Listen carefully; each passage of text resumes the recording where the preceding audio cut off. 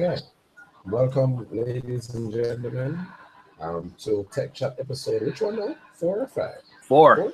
Four. Four. Tech Chat episode 4. Let us first apologize for not being able to host our show last week. A lot of factors influenced that. Wednesdays are our usual time, you know that. We wanted to try and host it by Friday, but that didn't work out either. And the weekend was just totally out of it. So we're hoping that we can make up with it with some pretty interesting topics this evening. Um, as per usual, we have our tech chat extraordinaire, Mr. Dale Kurtz. Good evening, sir. Hey, what are you doing? All right, man. How are you? Okay. I'm a little bit cold though. I'm actually in New York now. Yes, so I realize you've left the confines of your Jamaican household and ventured all the way up to New York. I don't know why, but you've gone to New York. So Oh yeah. Just be safe when you're up there, man. Just be safe. Yeah, you man. know it's a crap to be of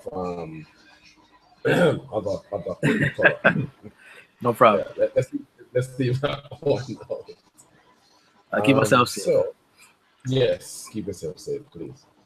So without further ado, let's jump right into what we have to speak about. As I mentioned, we have some very interesting things to talk about. And all of these things highlight the future as to where technology is going in, let's say, the next 5 or 10 years or so. One of the first things we want to talk about, and I'm pretty sure it's creating about all over the place, is what the Tesla company is actually doing to revolutionize clean, safe energy at this point. As it is right now, Tesla has introduced the Powerwall.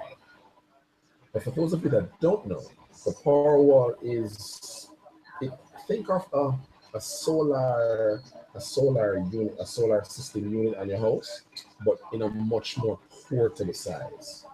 I'm talking about you could probably use it as carry-on luggage. That's how small that particular unit is. And Yeah. depending on the one that you buy, it can actually power your house, take you completely off the grid. But that's just one of the plethora of features that it has. Some of the other things to highlight about it, as said, it is basically a battery system that can be used to power homes and businesses, and you never know, might even be able to power the world.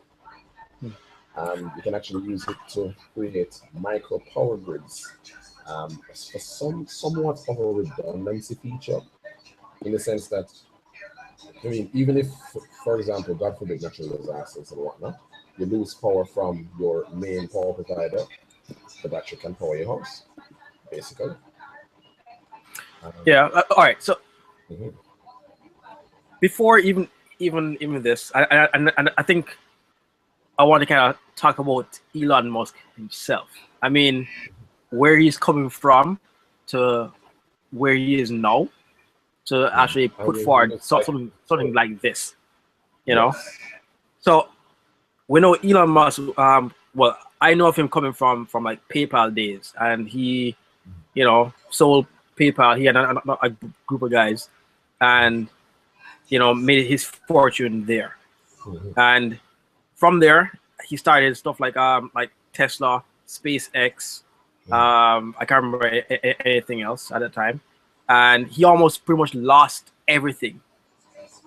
Where he was making the Tesla line of cars, and it wasn't taking off. I know how cars get introduced to people. It takes a while for people to really believe in the product itself, and then to spend that kind of cost of entry at that time was pretty significant and very high. But to come back from that to the point that he is now, right? Mhm. And now providing us with the Hyperloop, which I think he introduced a couple years ago, right? Which was this super speed or super fast train system that uses vacuum to move people or objects between, say, New York and San Francisco in 30 minutes, right? And then now, Around the corner from each other. huh? The New York and San Fran are definitely Yeah, around the corner from each other. you understand? But using vacuum, I mean, less energy, but to transport between people and objects. And now with the Tesla cars, you know, a fully electronic, fully battery powered vehicle, right? Mhm. It's almost like the epitome of technology right now for a car. And then out of Vehicle. that, yeah, you know, but out of that comes now the power wall and the power pack. You know, this guy is like the modern day or our version of Iron Man. This is the Tony Stark. You You know know, what I mean? you're right. You're right. You're right. I Yeah, didn't honestly didn't think of it like that, but you're absolutely right. With the yeah. type of things that he invents, because it's nothing short of invention in him inventing items. So the type Hmm. of things he invents and the audacity that he has to want something to achieve a certain function. That's what I mean. They say that scientists are crazy. Hmm. You know? So I think it's safe to say that yeah, this man is a little crack, but Yeah, but these things are revolutionary. very, My very. my I am big on practicality. So if I buy an item, if I'm researching an item, it has to be practical for what I want it to do. Make sense? Hmm. So with the car, I mean, the electric car would not have appealed to me a couple years ago because I'm thinking, all right, how difficult is it going to be to recharge this vehicle? Because it has to be recharged. If it's a hybrid car, hybrids are a little easier to maneuver because it still uses gas Yeah, and the battery charges itself as you drive. So yeah, but for a fully electric vehicle, that is something that I'm sure that a lot of persons have been looking forward to in the sense that the need for alternative energy byproducts then, right? That's the need that he's trying to fill. yeah. Because fuel prices are not going down. Like I just read that gas prices is supposed to go up again by tomorrow, I believe. Yeah, So it's yeah, not infinite. and it's not even that. That's the thing. So it's really not going to go anywhere. It's not going down. Renewable energy is where it's at, and these power companies need to get out of the dark ages, if you will, and Hmm. invest properly into these things. They're concerned Yeah, about making money, yes, but at the same time, at what cost? At what yeah. environmental cost? All right. I do recall even a point where the whole discussion of solar energy in Jamaica a few years ago, Mhm. and you only had a few persons who were actually looking at using solar energy at home, and it's like for very small things, for like heating the water heater and so on. Yeah. And then So there what was you this, on purpose? yeah, and it does it very efficiently, very good. I have one at home, right? Now, as a result of that, you found that there was a big pushback from the power company or local power company Mhm. for persons having solar energy, and a lot of the blockades came from customs. You Mhm. wanted to think of even going close to off the grid to conserve on your energy and so on. There was this big blockade for getting solar panels from outside the country in for you to do that. So And if you manage, essentially, don't forget if you manage to do it, the cost attached to it. exactly, That's the thing. right?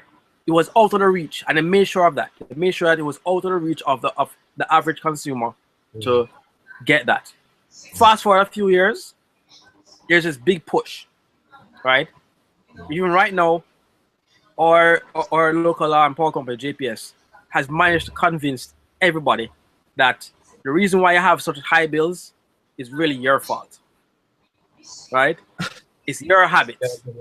JPS for So our local power company is like the modern day magician. I swear to you. yeah, and they do it miraculously too, right? I mean, right now, even at home, I'm getting a very significantly high bill, and I am actually monitoring all my major appliances, right? And to this date, with my whole monitoring, because I've been doing it and tweeting it to GPS saying, hey, I just finished monitoring my fridge for the last couple of weeks. and this is what it's calculating to that I should be paying monthly, right? I move on to the next fridge, or I move on to a TV, or I move on to whatever it is. So all the major appliances, and so far, it hasn't even come up to half as much as what I'm getting in a bill. That's the thing. And I noticed with them, they do a lot of estimates. They do a lot of estimate bills. They don't go ahead. mine isn't that estimate. I checked the bill; it's not an estimate at all. Not an estimate. And the thing is, I'm even calculating at a higher rate. They announced last year that it was 33 cents to the kilowatt, was it? US. So I'm doing mine at like 35 or so. 35 really. So I'm keeping on this spreadsheet of all that. What the usage is on the appliance, the duration I monitor it for, how much it actually estimated to be, and I'm not seeing anything like that. So I would love to have something like this, like even if it's just solar power, and then having a battery system to store that energy rather than sending it back to grid, because most power companies don't know what to do with it, right? They don't know what to do with it. So I would love to store it to have like nighttime usage of that battery power and charge it again in the morning. That would be great. I would love that. The next thing as well to highlight, is the cost of this. Now, they have, from what we've read, they have two particular offerings. They have a 10 kilowatt hour version for 3,500 US, and a 7 kilowatt hour version for $3,000 US, and that does not include the installation of the inverter. Right. Now, I'm thinking one of the reasons why they put the price point so close is that they want to encourage persons to just buy the 10 kilowatts and done. I think so. Because it's 3,000 for 7 kilowatts. You add $500 more, and you get three more whole kilowatt hours. Yeah. But that's $500, yes. So yeah. I think that this is what they're going to do, or this is what they're trying strategic. to get. Yes, it's a strategic pricing point, and I like it. Look at it. If you wanted to, I can give an example. I have a restaurant, a family-owned restaurant, Oasis on the Oxford. It's on Oxford Road. We put in solar panels and batteries and whatnot to minimize our JPS usage. The system, she got a quote from a local person for about, I think it's like 10 million US, between 7 and 10 million US to do something what we want to do. And wait, repeat that. How much? Hold on, don't quote me. I'd have to call her and ask her. But it was high. It was more than 5 million. It was a lot more than 5 million US, I can tell you. That's for panels, the inverters, and the batteries, and setting it up and whatnot. Right? Now, she took that quote, so no problem. She took the quote. And she, my sister and I actually went overseas, rented the equipment, got the equipment, and got it here. And it costs about 18 to 19,000 US. So, looking at the price difference, a local provider and getting it from overseas. Yeah.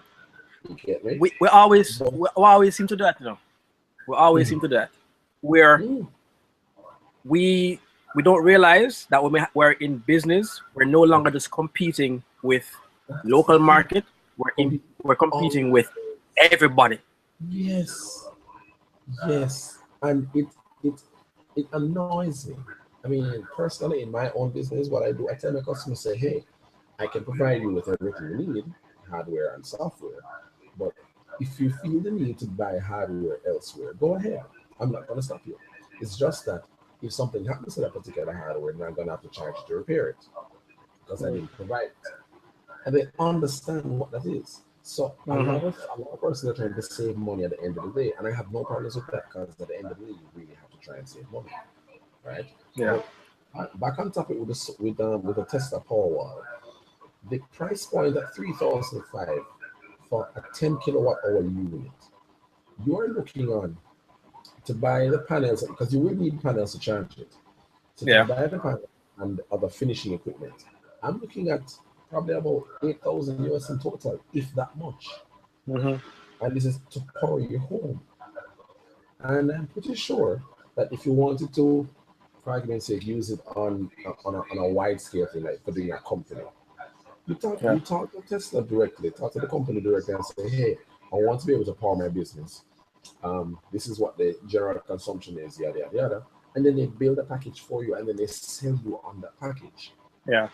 What It's here's the thing, like I would even look at it in terms of involving the government in doing something like that locally, right? And I don't know what the relationship is with JPS and our local government, who actually should be working for us, right? But I know that they still have stakes in JPS, right? Which essentially is still us as a people, not an individual in working in government, right? So whatever venture that you actually move towards should be beneficial to the people that are the people's interest at heart, regardless of the fact that they do have an interest in the local power company. Because really and truly, it doesn't feel that way, right? So which is sad. That's just it. It's just it's sad as sad. hell. We own it, but we don't like it, you know. So I'm thinking, let's say our government is forward thinking, mid stretch, but let's say that they see this as a viable means of taking the stress off our own grids. I say, all right, you know what? Let's start NHT and say, NHT, every new development must incorporate something like this, right? Where we have a power grid and each home should actually have a power wall, and we'll help subsidize the cost of having that put in, right? We want to make sure that whatever a person is going to be paying to own a home is not significantly increased, where it's no longer within reach. We see that the benefit of this 10 years later on, right? Because I'm a government and I'm looking for the future of this country, right? So we want to subsidize that cost as best as possible. And with the help of JPS now, where persons can either do one or two things, like say they can alternate, where once the battery is charged, then they start pushing power back to the grid so they can resell it or offset their costs and so forth as well. You know, so that way the rest of the country benefits. But then that's just it. They're not shifting focus a little bit. They are not looking to get the country to benefit. I've said this many times, but look at it. I call it I call our island my dust bowl. I love my little dust bowl. In our little dust bowl, we have land everywhere. For Yeah. persons that know, if you drive from Kingston to Mandeville to St. Elizabeth to the Grill, there is no end to the amount of land that is available. I am of the view that we could have built a solar farm long ago to start distributing clean alternative energy. You still have you. The thing is, it wouldn't necessarily be competing against JPS, because I believe JPS should spearhead that project and call it, this is JPS's renewable clean energy project, that kind of thing. Yeah. So even though they're not going to be benefiting from the fuel, you're going to be benefiting because you're still providing persons cleaner, cheaper power. Because look at it. Yeah. Yeah. It takes a lot of money to invest and build the plant and get all the equipment that's needed and what have you. But at the same time, the output costs, or the buying price from customers buying that alternative energy, is going to be a hell of a lot cheaper, because it's not going to be linked to the US dollar. If the US dollar takes a sneeze, everything catches a cold. If you get what I'm saying. Yeah, that's Right? true. It's not going to be linked to that. I mean, even if we don't want to go that elaborate and say solar farm, fine, a wind farm. We have something like that in the hills of Manchester, man of Manchester. Because I've gone to country before and I've seen some ginormous windmills on the hillside, and they're operating and what have you. Fine. But I mean, let us be bold. Let us do something else that can benefit us more as a people. We're not doing that. So when the power wall comes mainstream, and it starts to catch on locally, because persons will catch on it locally, right? What is the government going to do? Are they going to bar you from importing it? Are they going to put the customs cost on it so high that it makes it almost impractical to import it? Those are the kind of questions that are going to be asked. You're thinking like a politician now. That's Trust exactly me. what's gonna happen. That's what I'm But saying. and that's the only reason why I really think that even if it is a government initiative, Hmm. right, it should actually maintain stakeholders like a NHT and the JPS itself, because I think they all can benefit from it. Because I'm not a big proponent for really disturbing land for doing solar panels and so forth, because I think we have a lot of roofs in Jamaica and in Kingston that we can utilize to actually start that whole push. Fair And enough. if we start off with that, even with NHT, to say, all right, listen, we are looking to one modernize our country so that we actually have some level of future proofing what we do. But this initiative itself really helps us to save energy. We said energy cost is something that we have to be conscious of, right? We can't always put our Jamaican people at the whip end of companies in terms of what they decide to charge. I mean, we're paying significantly more than anybody else for energy. It's ridiculous, you know. So I remember even last year I was in Jersey, right, and I saw like in the neighborhood where my cousin lived, they had like the utility poles and they had a solar panel on it, right, and she was saying, oh, um, they use it to power the street lights and also to feed back to the grid, right? And right now the power company has so much power that they have power surges. They don't know what to do with it because they're having too much power coming back, right? I think that would be a good power to have in Jamaica, where we have too much power that we don't know what to do with it. I'm sure we can utilize it. We can sell it cheaper to even manufacturing companies. That is the You know what I thing. mean? That's just it. Yeah, but you see, I'm talking based on my level of ignorance. I don't know nothing about the whole power. I'm just talking based on what I think sounds rational, what sounds plausible, right? And if you say, for example, say NHT, yeah, say NHT actually does say 10 developments a year, right? And each of those developments do incorporate something like a power wall solution, and it's a starting point. Other persons and other communities that don't have it will actually look to actually implement something like that to see because the benefit from it. At nights we can power a street light, right, in the community, taking a load off a GPS, right? We can use our fridge and so forth, whatever utilities. Not just to say we get to use more power, but we use power at reduced cost or at no cost at all because it's energy that we got from our sun. Yeah, I remember, cheaper I, energy.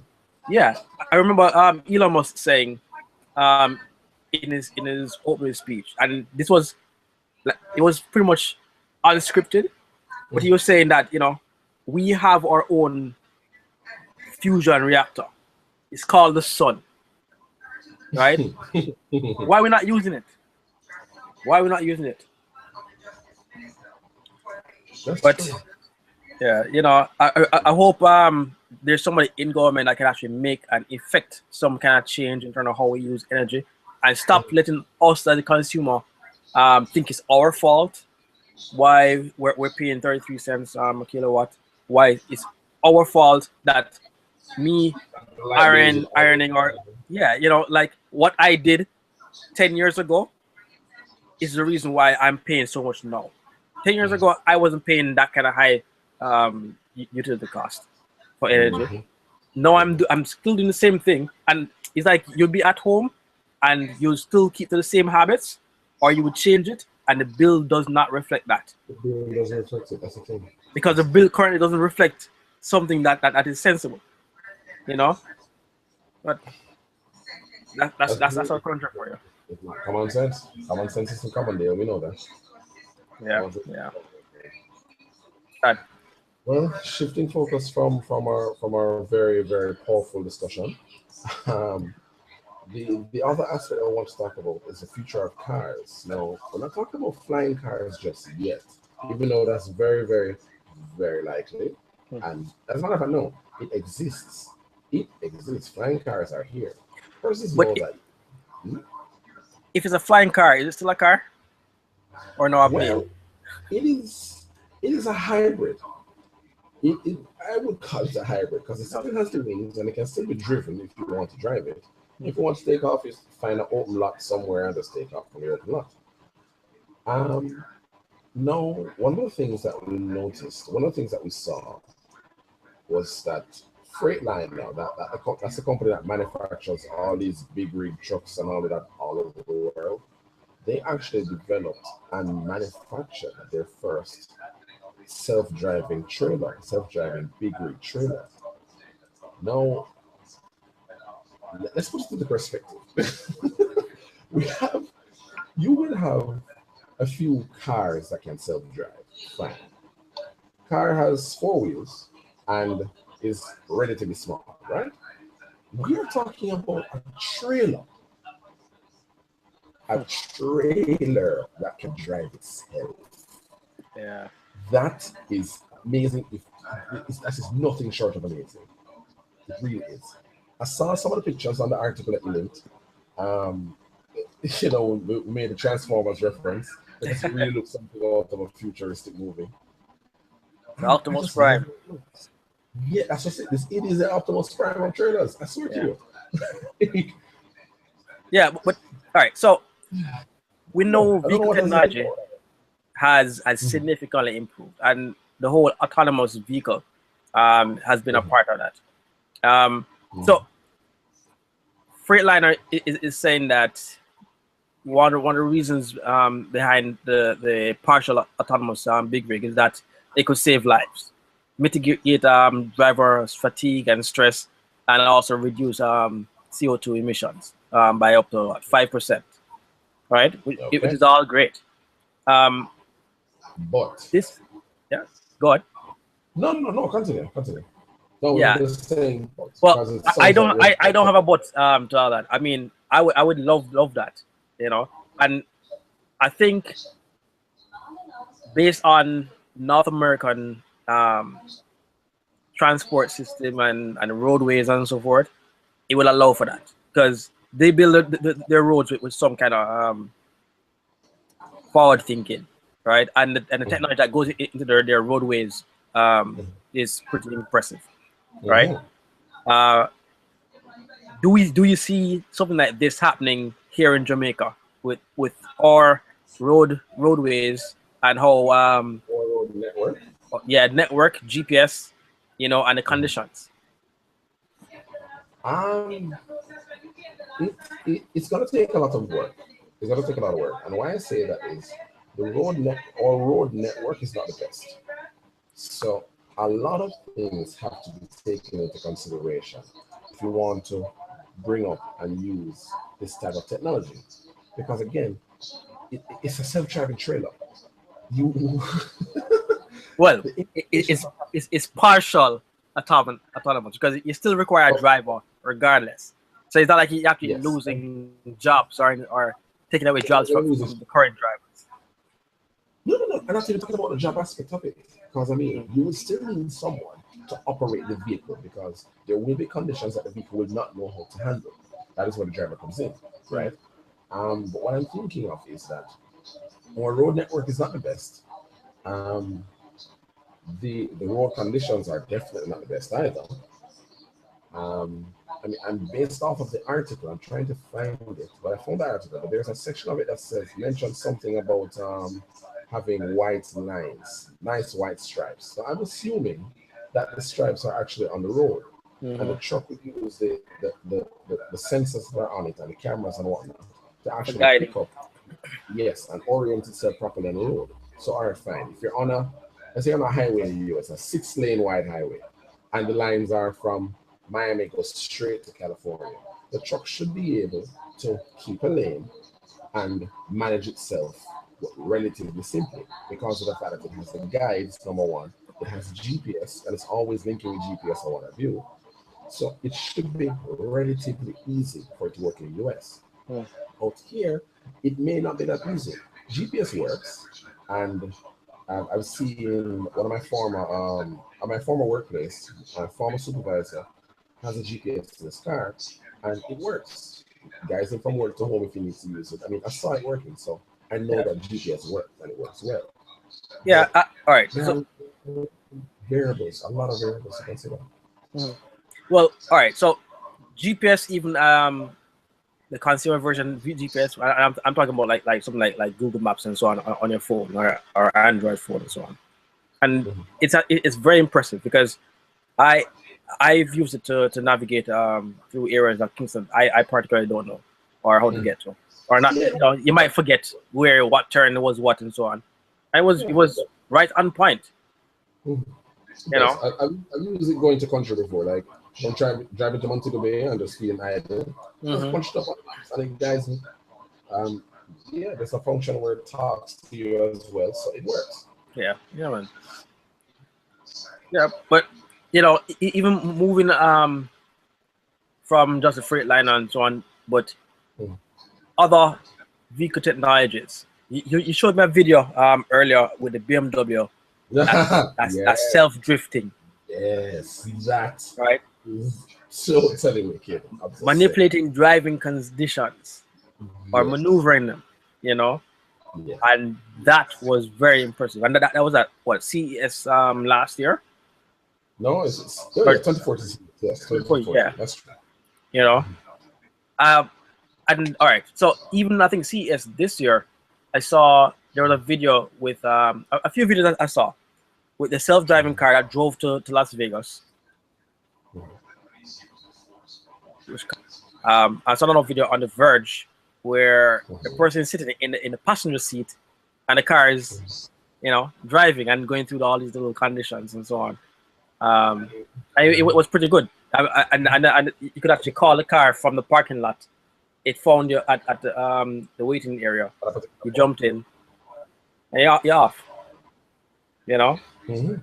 really cool technologies. Yeah, it's true. That is true. I mean, look at it like this. Because, oh no, sorry. One of the things that we need to note is that the conditions that you saw in the self-drifting video, they're all human induced. Meaning we're not able to manipulate all weather conditions because you have rain, you have snow, oil slick, sand on the road, that kind of thing. But it really was impressive to see the vehicle maneuver itself, and it got into a skid, corrected itself, and continued driving. It's just amazing, Yeah. you know. So this is where it's at. But in a small scale, we see where it can work. But in a larger scale, like the truck, I don't know. Well, I all right. So I think it will work, and it's not the first I've actually heard of the rigs, autonomous rigs and so on. I saw something about it I think a couple years ago, and it didn't get as much visibility I think as the Freightliner when it actually launched the product itself or the vehicle itself. You know, but I still it's happening. I mean, wide open country road for delivering goods. I see that happening. You know, um, it can work. I don't know. Yeah, I don't know if it's going to actually start or be able to do a self drift or anything like that. You Mm, know, but mm, with a driver in such a large vehicle, mm, I mean, his awareness may not have to be on peak, mm. but he just has to be aware. Because I don't see him in a condition where he's sleeping in the back, Oh, right, and the car and the yeah. vehicle driving. This is not I that think night. This is yeah, not. I think yeah, I think more of a relaxed or casual driving while the vehicle takes over the majority of what needs to be done. You know, but in situations where it says, all right, you need to take control, then this is where he'd actually kick in and say, all right, I'm going uphill and this is what the condition is like. You know, Mm. so who else has a self-driving car? I think what Google, the little mouse looking thing with three wheels. Well, yeah, but I wouldn't. I wouldn't drive one. I'm sorry. I must All right, apologize. I wouldn't drive one.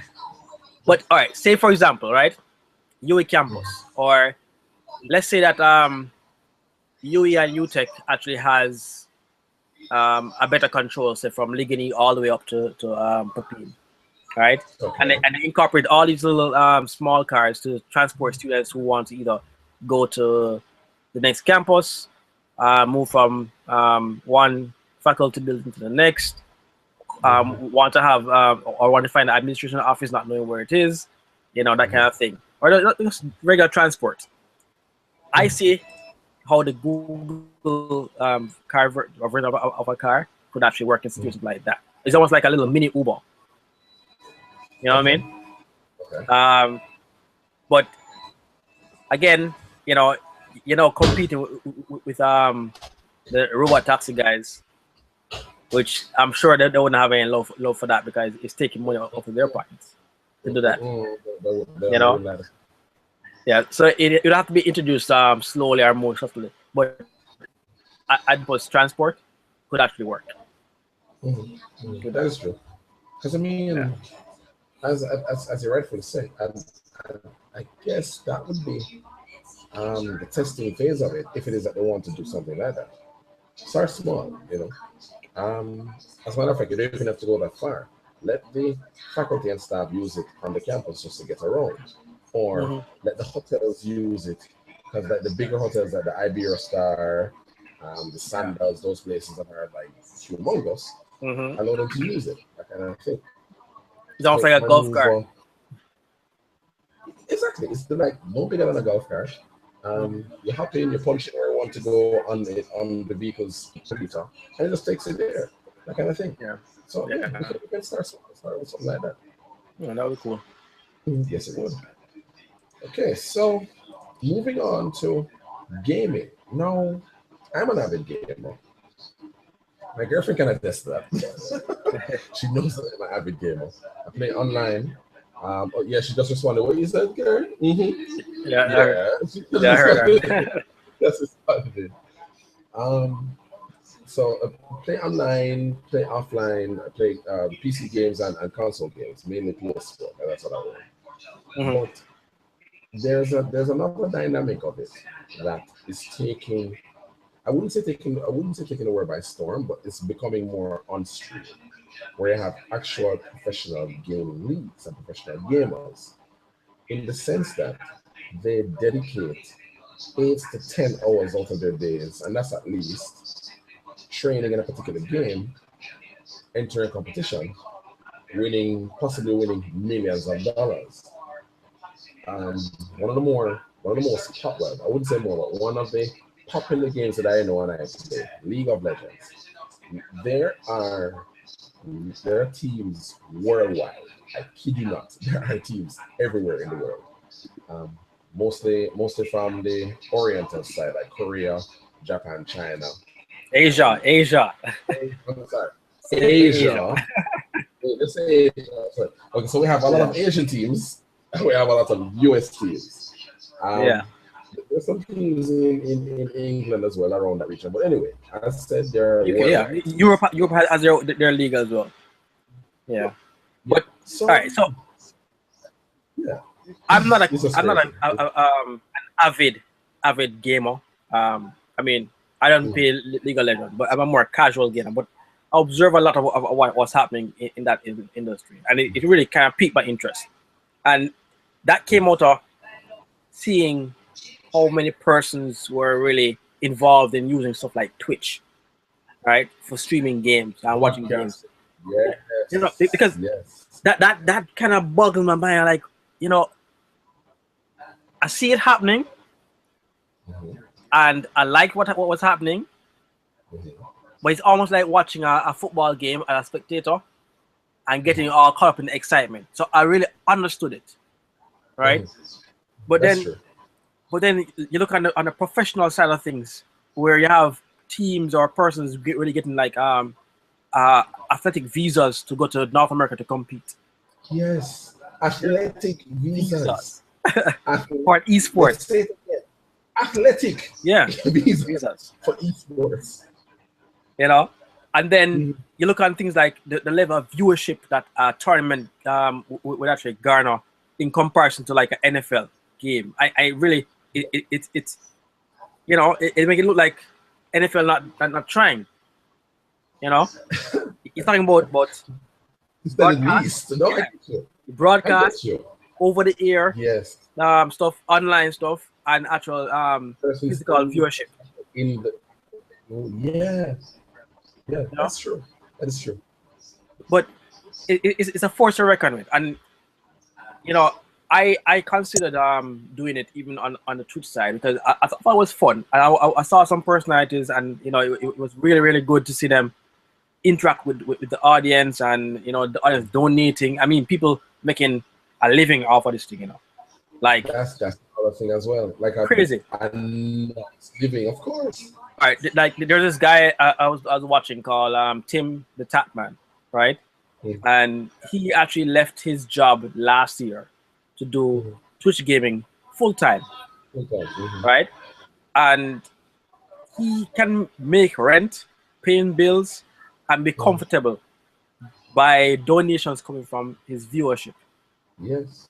right? Yeah. And him good.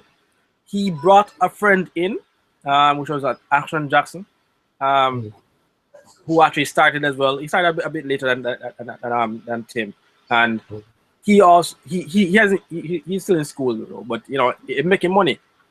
I mean, and if you look at some of the top donation, you look at like thousands of dollars, like $2,000 donation. Somebody donated a PS4 for him to continue what I'm doing, stuff like that. Yeah. You know, Yeah. but on the pro side of things, you have like the guy there from, oh god, the name slipped me right now. Mhm. But he recently retired, Mhm. all right, from his team. Um, it was Is Call it of League Duty. of Legends? What's his name? No, is it League? Is No, it League of was Legends? Call of Duty. Okay. COD, the COD game. I can't remember the name. It's very Mhm. popular.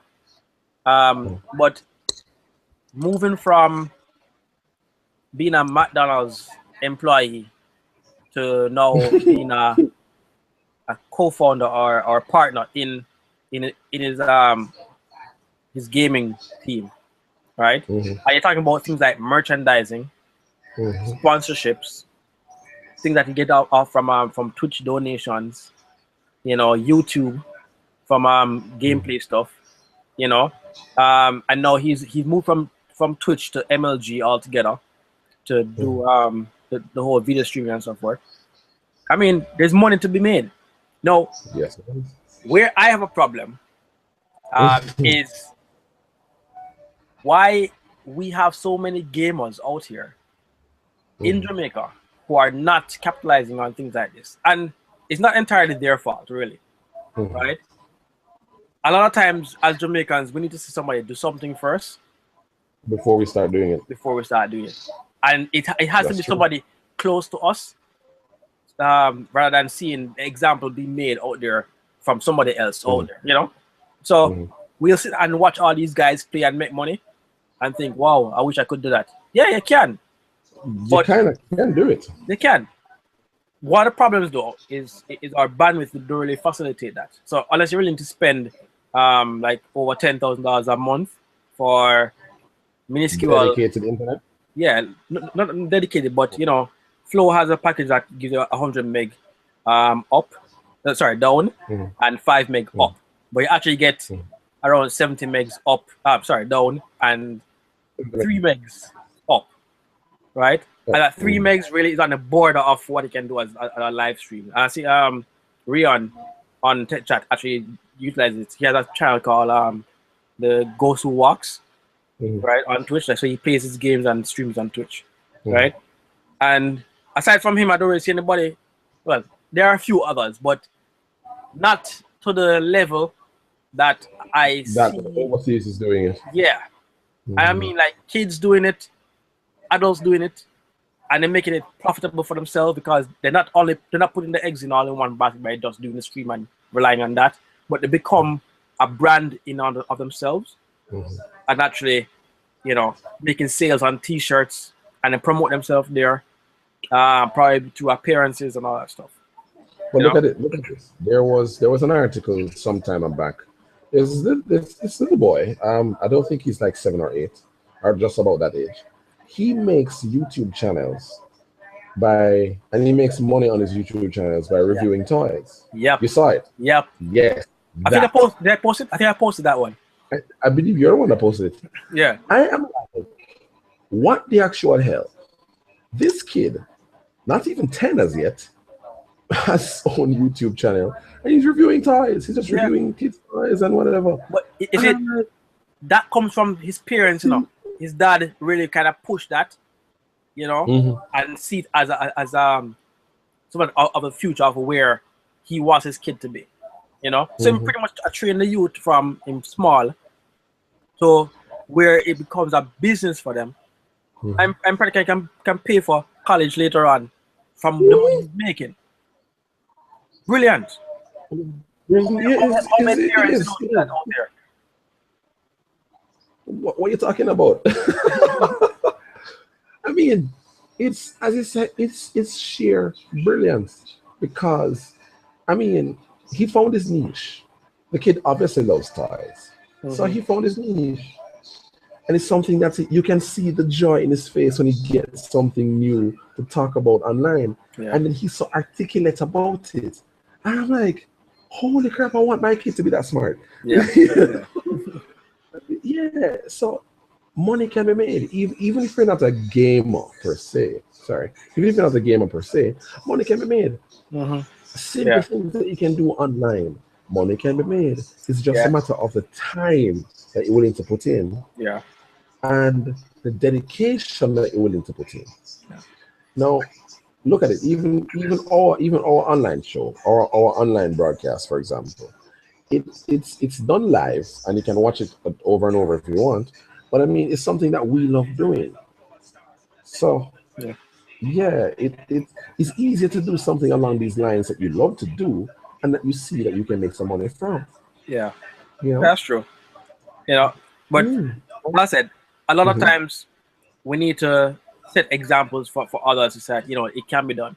Because I do know that there are persons, Jamaicans, who actually, you know, go abroad, or persons who are still local that actually produce their own little YouTube channels and so forth, either on makeup stuff and so on.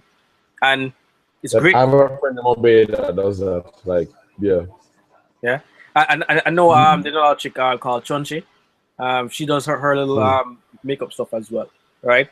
And I love seeing us take that approach and that step to kind of create content, because we really need to be a country that really starts to create content. But the thing is, we need help, and this little measly bandwidth designed for us to be consumers of content rather than creators of content, it needs to change.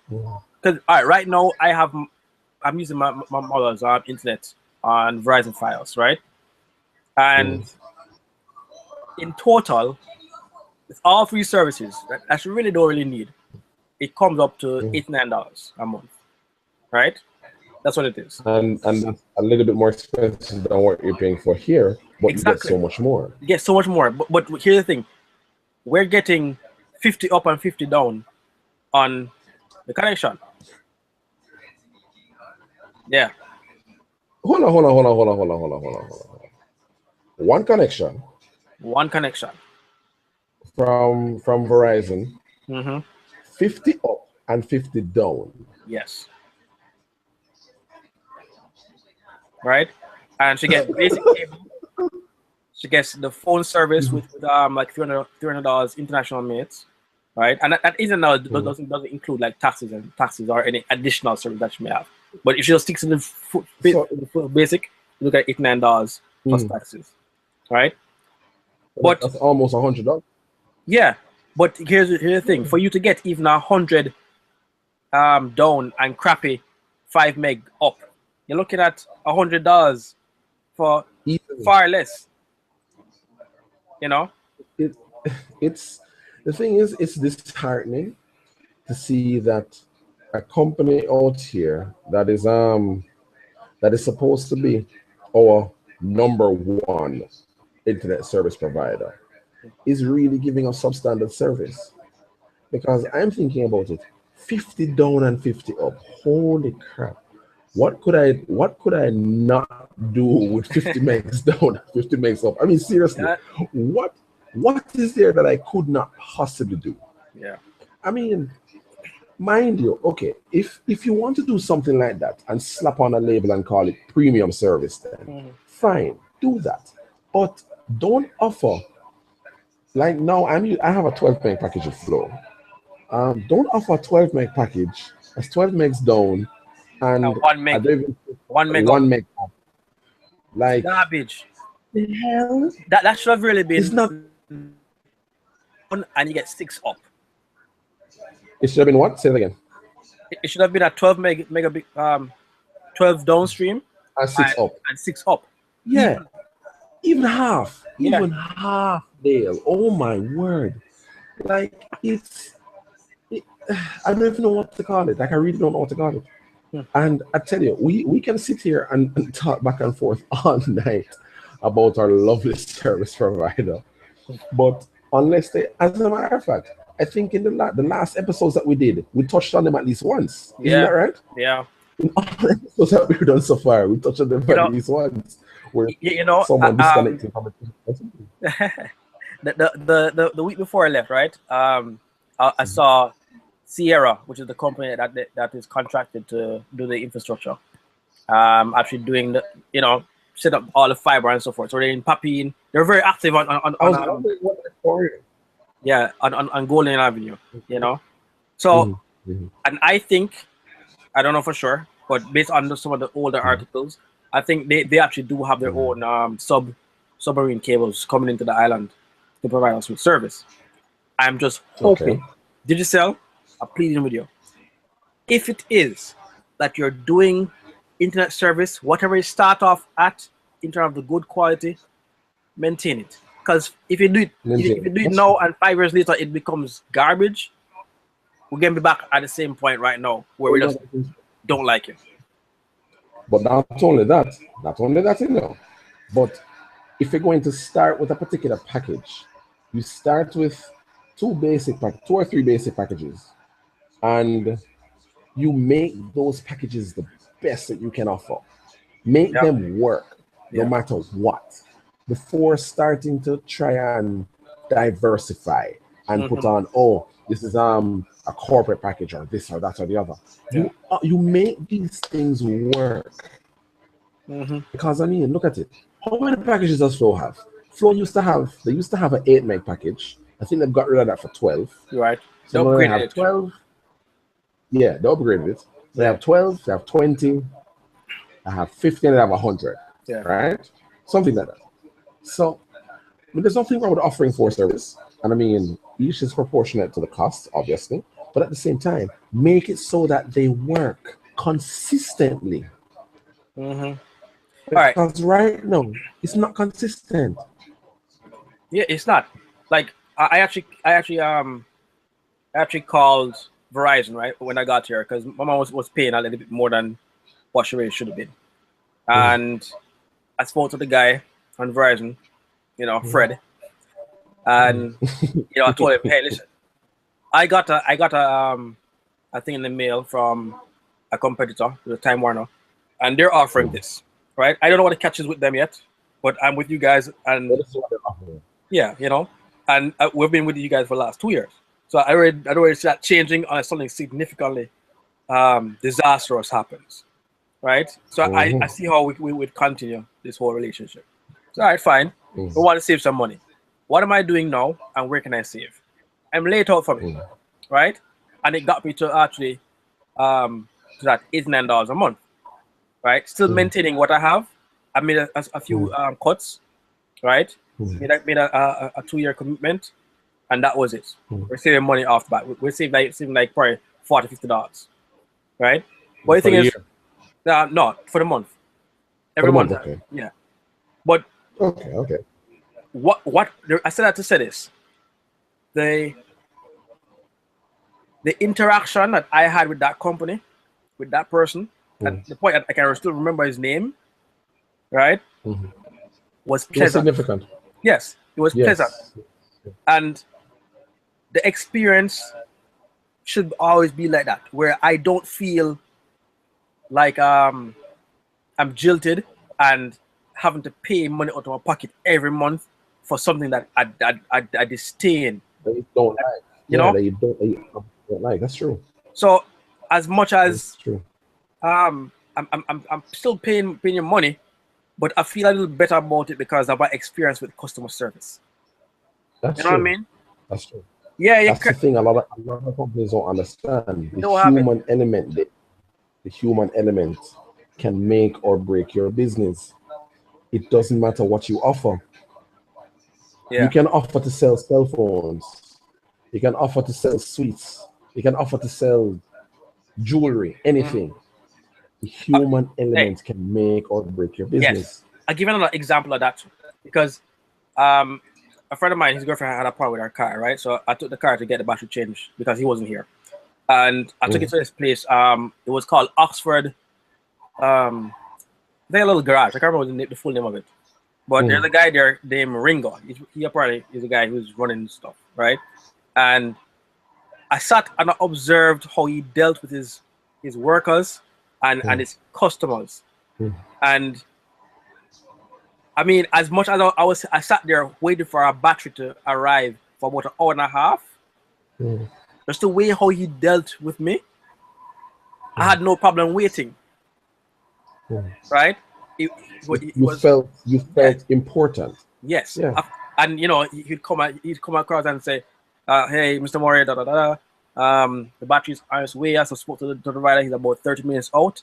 You know, he got held up and so on and such." I'm explained. I said, "Okay, Mm, no problem." I sat there and I waited. Right? And I got it. mm, I just delivered service because even when I drove up, you know, this guy in overalls come up and said, "Good morning, so on and such. How can I help?" I'm like, yo, I didn't even come up for the carrier. The engine didn't even turn off yet, and I get a mm. nice warm welcome. You That's true. understand? That's true. That's true. But that is a corporate culture that is ingrained from the top down, right? Mm-hmm. To the point that your That has to come workers, from the top. That has yeah, to come from. you know, and you can see it. And I had no issue. I don't. You, as long as they tell me, say, yo, we're having a problem.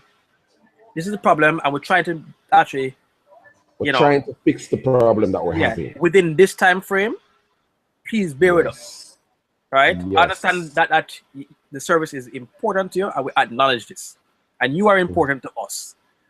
You know, and then when it's done and so forth, you give me a call back and say, "Hey, Mr. Murray, you know, I know your internet server was down. I just wanted to let you know that it's back up and everything is working and so forth. I hope your experience was not, you know, whatever it is, and so on, so and such. And even though it is a survey, you know, you might take a survey just to see what the experience is like and so forth. And if you have any problems, please don't hesitate to give us a call back. You see, that's the thing. That is the thing that a lot of these companies need to do. Not necessarily the survey part of it, but they need to be more cognizant of the fact that we are all human. So personally, I detest talking to a machine. Like when I dial and I get the automated system and whatever, I have to press and this and that and the other. I mean, I really hate that, Mm-hmm. right? And I'm sure 90% of customers all over the world hate that as well. But when you finally get to somebody, what as a customer, you don't need to get attitude. I'm sorry. If you're Yes, having a bad day, the customer doesn't need to know they're having a bad day. We don't need to get um you being all annoyed. nonchalant about the issue. Yeah, Yes. I mean, like I've been boy, in it's customer just internet service. down for 3 days. So what? You're not gonna Why are dead. you calling me? Exactly. Why are you calling me? Why are you disturbing my break time or whatever? I mean, I worked at Digital Jamaica for 4 years from from July 2004 to March 2009. Mm-hmm. And I've seen in my time there, I've seen that company change so much.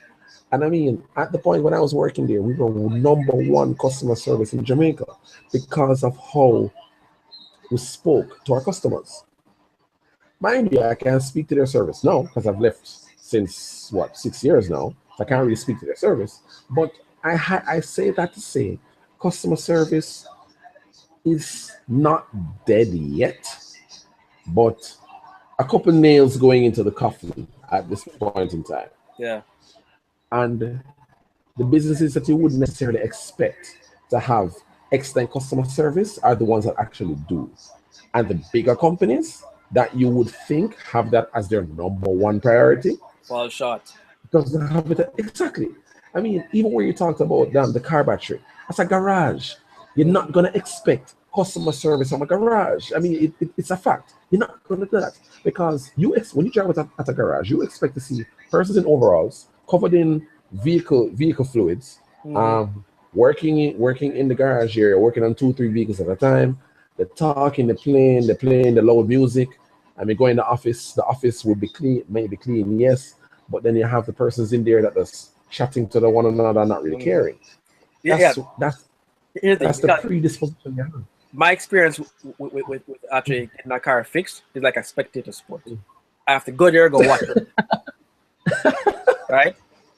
And the impression I got from the Oxford garage or maintenance space is like, Mm. you know, you come, all right, I say I need this and that change, and the guy will tell you, Ringo will say, oh sure, okay, it will cost X, I will take up to X time, right? Mm. And just observing all that, I didn't get the impression that I have to sit there and wait. But I'll come back at 2 o'clock and my vehicle will be ready for me. Right? Mhm. And if there's a problem, I get in a phone call. You get a phone call. You're You getting a phone call before you waste your time and go back down there to say, "Oh, I am sorry, the vehicle is not ready." Like, what the hell? You didn't know this when I was on my way here for the 2 o'clock that you told me to pick up my car? 6 hours Like, ago. 6 hours ago. Oh my God. You take the car there from 9 in the morning and you say, all right, fine. It's going to be ready at 2. Okay. 9, 10, 11, 12. If I got a call at 1 o'clock, it will be bad. It will be bad or not that bad. Mm-hmm. Because it's still long, it's still at least an hour before when I'm supposed to pick it up. But if I am on my way there, or better yet, no, when I drive into the property to say, oh, I'm here to pick up car, license plate, so and so. And they'll be like, oh, Jimmy, car sounds ready. And Jimmy can't answer. And they say, oh, Jimmy, Steve, they the are car lunch, sounds ready. Jimmy's at Jimmy, they lunch. are lunch. Oh, Steve, the car sounds ready. It's like, like 1 second, let me check on it. And they run off, and you're like, what the hell is happening? And And you you wait say, like 10 minutes. Robbie gonna use a vehicle for pick up him daughter, you know. Give him Or 5 no, I'm minutes. there. I swear. Like, oh my word. What you get what I'm saying? You get what I'm saying? Customer service. The thing is, again, as I was alluding to before, certain businesses that you go to, you're predisposed to think that you're going to expect a certain level of customer service from this particular place, depending on where you go. So, for example, if you go to the bank, you know that, all right, fine, tellers are going to be here, well dressed, well kept. I should get proper customer service, Yeah. right? You get that in the bank, even though sometimes the bank lines are long as hell. But you go to let's say, an outdoor cook shop, for argument's sake. Person's there cooking and serving. Keep the place obviously because they're dealing with keep the place clean because they're dealing with food, but you don't get that personal level of customer service. Even though there's a lot of people there, you don't get that. You go to mechanics, a garage. Persons again, overalls covered in oil or whatever, and music playing and whatnot. You're not gonna expect to get persons speaking to you in proper English, much less giving you proper customer service. Right? So it's all about the predisposition that you have for these particular places. But I'm glad you had that experience. I really am. I really am. Well, as with all things, our show must come to an end for tonight. We covered everything on our topic board, surprisingly. And we hope that we hope we will make a commitment. We will make a commitment to do our best to keep our show on time and on the day when we speak. Unless it's something that Wednesdays, and this is something that is totally unavoidable. Yeah. Like, as I tell you, last week was just horrendous. I'm sorry. Last week was horrendous. And we apologize once again for that. We have our loyal audience from TechChat as well as some persons on YouTube that have seen it. And we will definitely keep you informed. We're not going to be like the person at the mechanic telling you the day of when we're supposed to be watching it. Oh, it's not going to be today. No. Or we'll try not to. Yeah, we'll do our best not to. We will do our very best not to. We will. All right. But it was an interesting discussion this evening. Yeah, it was. Come on. Good to be here. And it is now, yes, sir. Same here. Same here. Thank you for having me as per usual. It is now 5 minutes after 9. Yeah, I think we can sign off this evening, ladies and gentlemen. Have a pleasant evening and see you same time, same place next week. Like, subscribe, and leave a comment. Yes, please do not be afraid to say, to suggest. We are open to suggestions. Have a good night, guys. Cool. Bye. Bye. See you, man.